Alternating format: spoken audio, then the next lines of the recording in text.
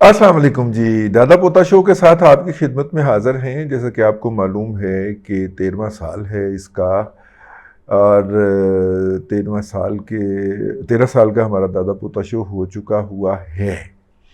और हम जो है वो इकॉनमी की कुछ बातें करते हैं, आपके पर्सनल फाइनेंस की भी बात करते हैं। आपने भी कोई फीडबैक देना हो तो हम तक ज़रूर पहुंचाया करें। तो ये है जी इसका तारुफ। आज जी की जो सबसे इम्पोर्टेंट ख़बर ये है वो इसहाक डार साहब का बयान है कि जनाब उन्हें उम्मीद है कि आईटी माइंस एंड मिनरल जो हैं उनके अंदर जो है अच्छी इन्वेस्टमेंट आने की तो उन्हें उम्मीद है। बेमानी और लायानी सा बयान है, लेकिन बहरहाल ये छपा हुआ है तो इसलिए हमने आपकी खिदमत में पेश कर दिया। इसके अलावा पाकिस्तान की स्टॉक मार्केट 48,000 से ऊपर टप गई है और 400 पॉइंट उसमें पड़े हैं। आज खबर है तो कल के दिन में पड़े हैं, तो अच्छी बात है। हूँ नहीं मैं किसी को कहना हूँ की ले लो, मैं 1.5 साल आवाज़ां लाइयां ने कि ले लो ये सस्ता होया जे, ये तुहानू दोबारा इन्ना रेटां ते नहीं मिलना, ये इन रेटों पे नहीं मिलेगा, ठीक है। लेकिन हमारी किसी ने बात नहीं मानी, ठीक। तो फिर नतीजा अब मार्केट चढ़ना शुरू हुई है। हर किसी के हाथ में खुजली हो रही है। पैसे रख के बैठे रहे हैं लेकिन अब हर किसी के हाथ में खुजली हो रही है। रिकवरी का सीजन चल रहा है ना। बहुत सारे शेयर्स जो आप हमसे पूछा करते थे कि जी वो नीचे हैं, अब जब वो आपकी फेयर वैल्यूएशन पे चले जाएं तो उनमें से पोजीशन स्क्वेयर कर लीजिएगा।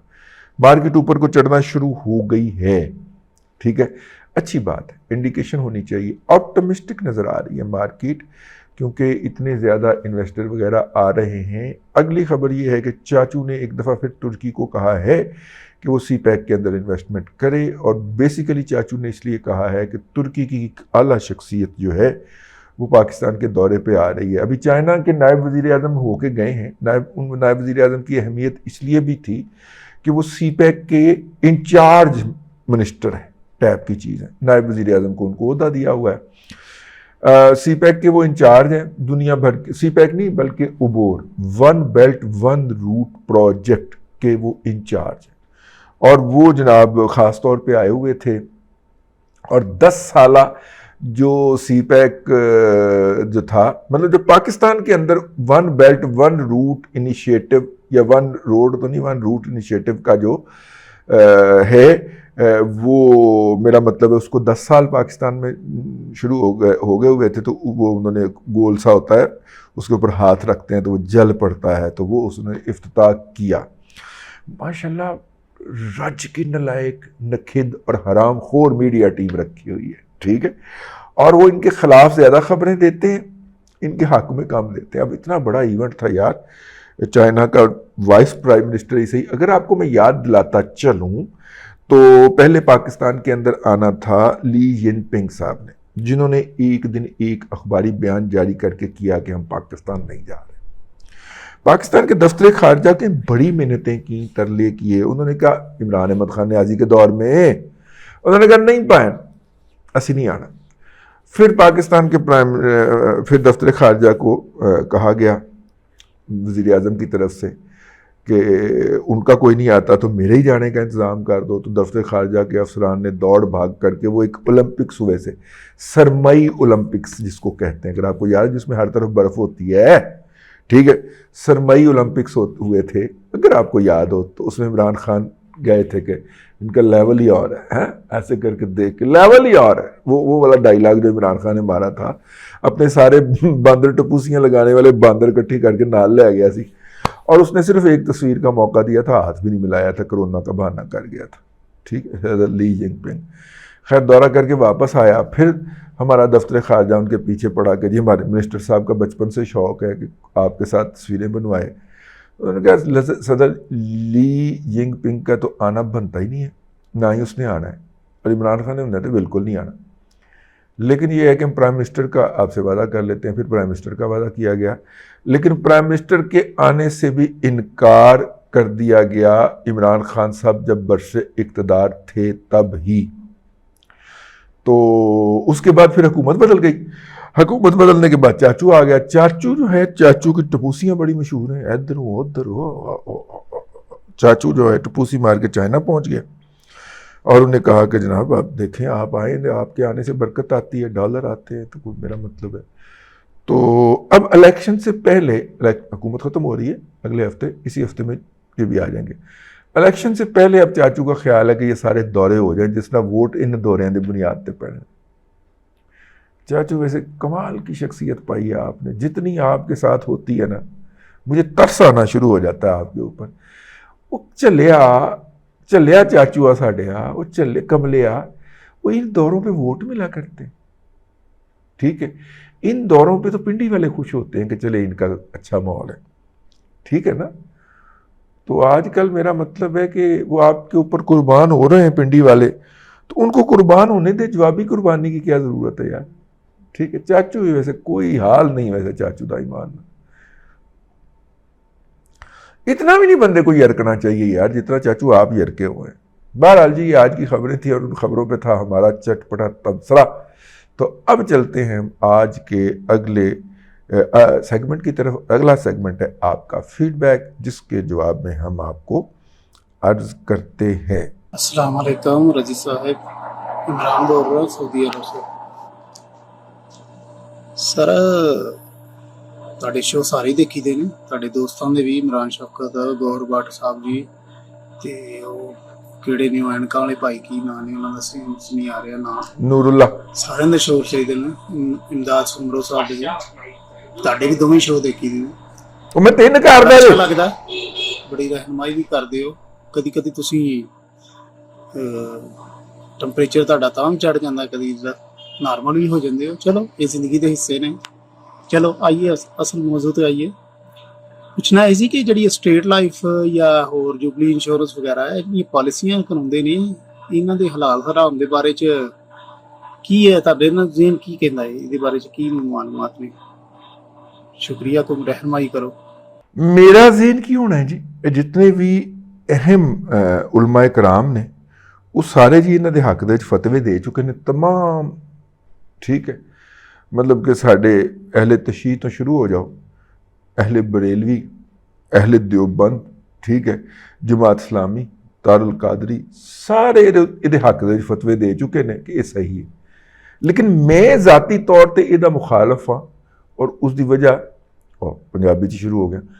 میں ذاتی طور پہ اس کا مخالف ہوں, کیونکہ پچھلے پروگرام پہ بھی میں نے عرض کیا تھا کہ یہ جو انشورنس کمپنیاں ہیں یہ ایکسپلائٹیشن بہت کرتی.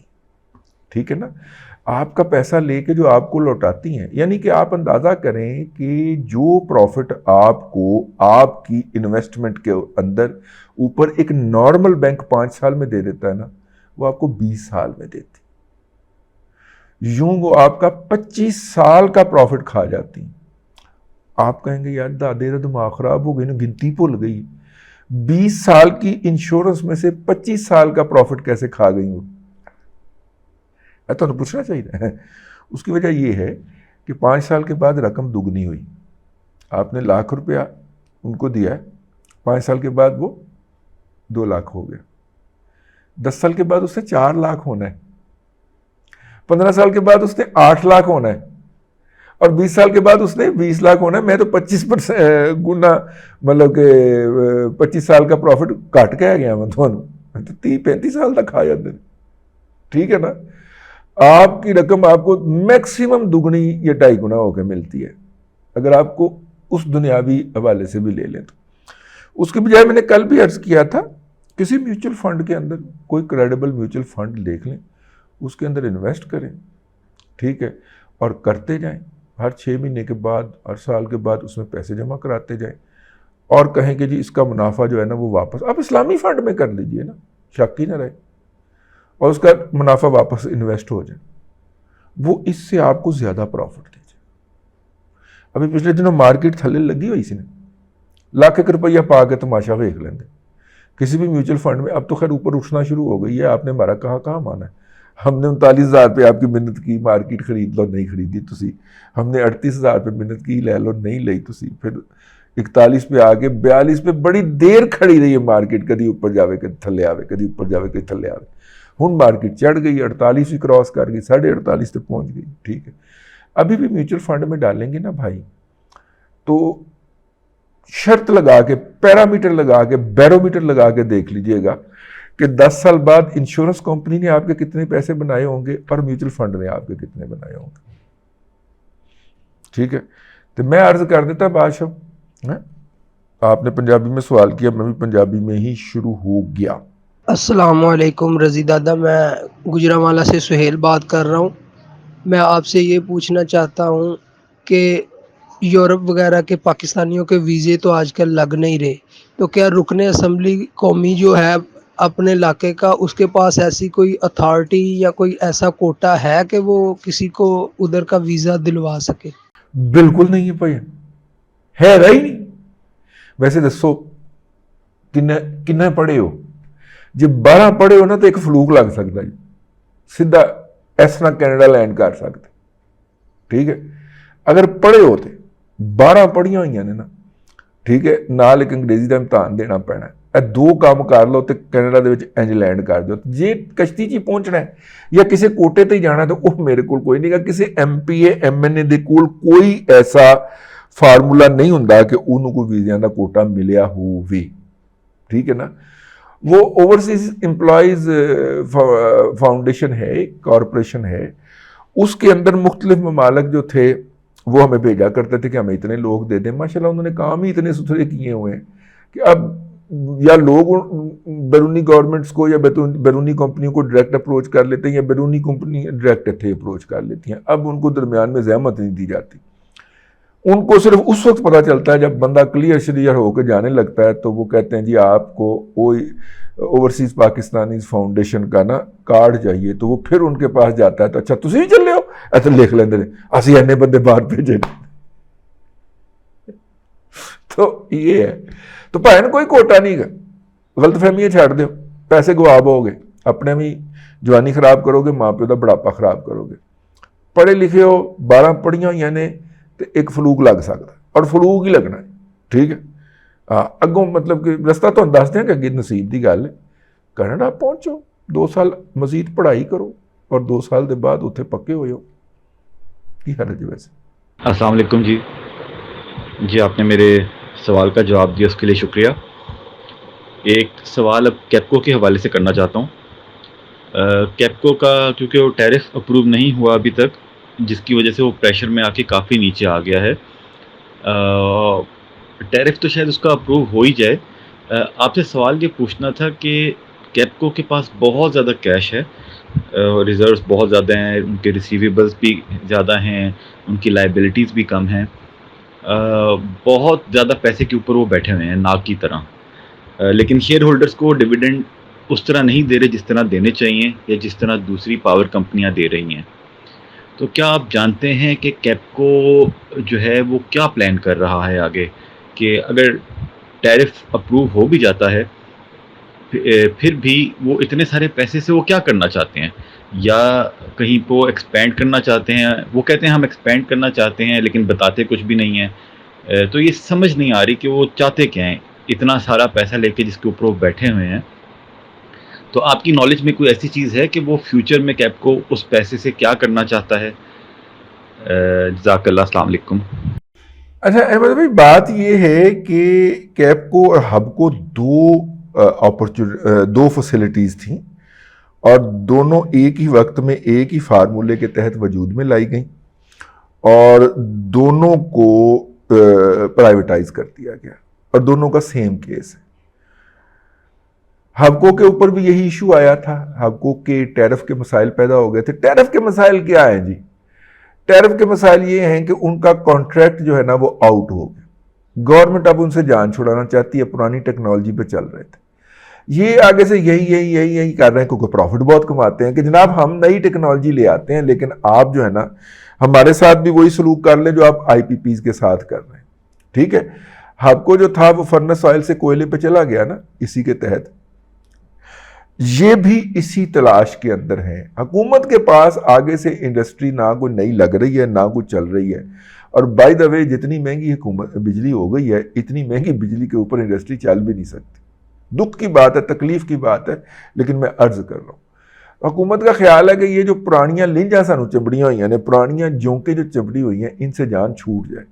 जबकि ये कभी किसी ना किसी मिनिस्टर को मना लिया, किसी ना किसी को का हाथ गीला कर दिया, कुछ कर दिया, कर करा के इन्होंने ले लेना है, ठीक है, एक्सटेंशन कह लें या नया एग्रीमेंट ले लेना है।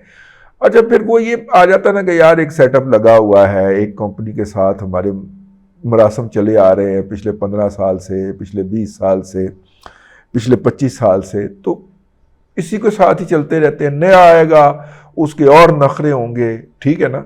लेकिन इस वक्त चूंकि बिजली हुकूमत के पास कैपेसिटी फालतू है और वो इस्तेमाल नहीं हो रही, और सिस्टम जो है उस इजाफी बिजली को ले जाने की सलाहियत भी नहीं रखता, तो इसलिए मेरे प्यारे भाई इससे जान छुड़ाने की कोशिश हो रही है, जो मुझे लगता नहीं कामयाब होनी है। तो अगर वो कोशिश नाकाम होती है, अगर वो कोशिश कामयाब होती है, नाकाम होनी है, कोशिश अगर कामयाब होती है, तो यकीनन फिर ये अपने मौजूदा सिस्टम को उखाड़ के कोड़ियों के मोल कबाड़िए को बेचेंगे और उसकी जगह पे नया सिस्टम लेके आएंगे, उसमें ये पैसा लगाएंगे, जिस तरह हबको ने किया। ठीक हो गया। तो इसलिए मैंने कहा मैं आपको अर्ज कर दूं, देखें हो सकता है चाचू जाते जाते इनकी मंजूरी भी दे दी। मैं आपसे एक पर्सनल करियर के हवाले से मशवरा चाहता हूँ कि मैं एज अ फ्रीलांसर काम करता हूँ, लेकिन जैसे ही अब फ्रीलांसिंग का स्पेक्ट्रम चेंज हो रहा है और उसके लिए हमें सस्टेनेबल फाइनेंशियल सपोर्ट की ज़रूरत है कि जिस तरह से ये है कि किसी वक्त हमें रनिंग फाइनेंस की ज़रूरत होती है, तो उसके लिए हमें बैंकिंग चैनल से फाइनेंस की सपोर्ट चाहिए कि किसी वक्त हमारा कैश फ्लो अगर डाउन है तो हमें फाइनेंस मिल जाए। लेकिन पाकिस्तान में ऐसा शायद अभी कोई इन्वायरमेंट नहीं है कि फ्रीलांसर्स को उस तरह से बैंकिंग चैनल्स जो से हैं वो फाइनेंशियल जो है रनिंग फाइनेंस की सपोर्ट दे रहे हैं। तो इसलिए पाकिस्तान में, और दूसरा ये है कि पाकिस्तान में इलेक्ट्रिसिटी वगैरह के बहुत से मसाइल हैं। भाई आपको किसने कहा है, आप पर्सनल फाइनेंस ले लो ना, पर्सनल फाइनेंस की फैसिलिटी तो मौजूद है, और वो आपके अकाउंट में जो इनफ्लो होता है उसकी बुनियाद के ऊपर मैनेजर भी आपको पर्सनल फाइनेंस की फैसिलिटी दे सकता है, जो कि आपको महीने 2 महीने में वापस कर देनी होती है, 3 महीने में ज़्यादा से ज़्यादा। तो आप अपने मैनेजर को मिले। हाँ, बैंक अल हबीब या सरकारी बैंक के हत्थे ना चढ़ जाइएगा, कोई प्रोग्रेसिव बैंक में जाइएगा, जैसे जेएस बैंक है, जैसे बैंक अल फलाह है, जैसे फैसल बैंक है, इनमें जाइएगा, ਉਹਦੇ हत्थे ना चढ़ जाना। मतलब कितने बैंक अल हबीब दे जाके बुढ़े खुसट बाबे नूं टक्कर गए ना, तो जिहड़ा काम होना उन्हें वो भी नहीं होण देना। और सारी नस्ल गंदी नस्ल वो चुक के लिया हुए हबीब बैंक तो, बैंक अल हबीब वाले, ठीक है। मैं हबीब मैट्रोपोलिटन की गल नहीं कर रहा, मैं बैंक अल हबीब की गल कर रहा। ये भी और सुनहरी बैंक वाले भी उत्ते पुराने रिटायर्ड बाबे जिनको अब डिस्पोज ऑफ करके कबाड़िए को दे आना चाहिए, वो बैठे हुए हैं और वो इस तरह की डिसीजन मेकिंग करते हैं और कोई भी इनोवेशन नहीं आने देते। यंग वाइब्रेंट डिसीजन लेने वाले बैंकर जो है ना, वो आपको बैंक अल फलाह में मिलते हैं या फिर फैसल बैंक में मिलते हैं, ठीक है। तो उधर का रुख कर लें, आपकी जो पर्सनल क्रेडिट लाइन आपकी खड़ी हो जाएगी उसको आप अपने बिजनेस में यूज़ करें। आप क्यों कंपनी के ऊपर लेते हैं?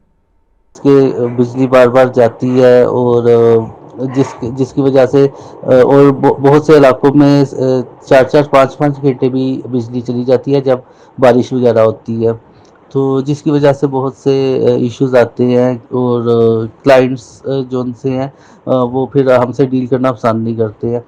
तो अब मैं मशवरा ये चाहता हूँ कि मैं अब पाकिस्तान से मूव करना चाहता हूँ यूएई वगैरह में, और वहाँ एज अ प्रोफेशनल जॉब के लिए जाना चाहता हूँ। और मेरी स्किल सेट जो सी है वो business intelligence developer and data analyst and finance manager की हैं।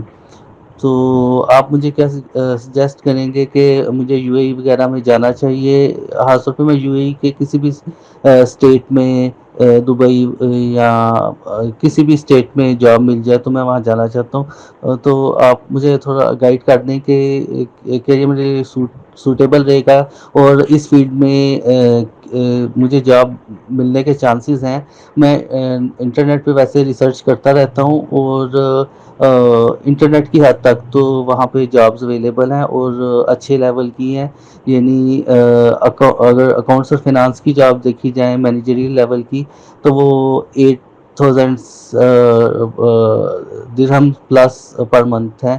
اور اگر بزنس انٹیلیجنس ڈیولپر کی دیکھی جائیں تو وہ راؤنڈ اباؤٹ 20,000 درہم پر منتھ کے راؤنڈ اباؤٹ ہیں. تو آپ کائنڈلی گائیڈ کر دیں کیونکہ میرا جو سوئچ میں نے کیا ہے فنانس کی جاب سے بزنس انٹیلیجنس، وہ فنینشیل ڈیٹا کو بزنس انٹیلیجنس میں کنورٹ کرنے کی اسکلز میں نے لرن کی ہیں اور اس کی سرٹیفکیشن گوگل سے لی ہیں. اور اس وقت میری 5 سرٹیفکیشن ہیں جس میں سے 3 certification Google data analyst, Google advance data analyst. آپ کو ضرور جانا چاہیے جی یو اے میں اس کے لیے. وہاں پہ جاب سیکر ویزا بھی ملتا ہے، لیکن یہ جو جابز آپ آن لائن ڈھونڈ رہے ہیں آپ ان کو اپلائی بھی کر کے دیکھیں، اور اپلائی کر کے اور دیکھیں کہ اس کا رسپانس کیا آتا ہے. کیا خیال ہے؟ ہو سکتا ہے کہ دور کے ڈھول سہانے ہو. ویسے یو اے کا ایک ویزا ملتا ہے جسے جاب سیکر ویزا کہتے ہیں، 3 ماہ کا ہوتا ہے. آپ 3 ماہ وہاں پہ رہ کے انٹرویو دیں، لوگوں کو وزٹ کریں، یہ وہ. تو آپ کو زیادہ مسئلہ اس لیے نہیں ہونا چاہیے کہ 2.5 گھنٹے 3 گھنٹے کی تو فلائٹ ہے یہاں سے. کراچی سے گھنٹہ ہی زیادہ لگتا ہے نا، تو 1.5 گھنٹے کی کراچی کی ہے اور آگے گھنٹہ اس کا لگا لے. 2.5-3 گھنٹے کی فلائٹ ہے یار، کوئی مسئلہ نہیں ہے. اور جاب سیکر ویزا جو ہے وہ بڑے آرام سے وہاں سے آپ منگوا سکتے ہیں. 100 درہم کا ہوتا ہے شاید، 100-200 درہم کا یا $100 کا ہوتا ہے، واٹ ایور دا کیس میں بھی. تو جائیں، قسمت آزمائیں اور دیکھیں پھر کیا ہوتا ہے. مطلب کہ ویسے جو امریکن نیا آؤٹ سورسنگ ہب اپنا آئی ٹی کا بنا رہے ہیں وہ پولینڈ کو بنا رہے ہیں. ٹھیک ہے، وہاں پہ جابز ہوں گی آئی ٹی کے پروفیشنل کے لیے ٹاپ لیول کی. اس کو بھی کنسیڈر کریں کسی نہ کسی لیول کے اوپر، اور آن لائن ان کو اپنے سی وی ضرور پھینکیے گا. ہم آپ کو یہی ایڈوائز کر سکتے ہیں یہاں سے موو کرنے سے پہلے. لمبا ہو گیا، اب تک کے لیے اتنا ہی. اگلے دادا پوتا شو میں پھر ملاقات ہوگی. اللہ تبارک و تعالیٰ آپ کو آسانیاں عطا کرے اور آسانیاں خلق خدا میں تقسیم کرنے کی توفیق عطا کرے.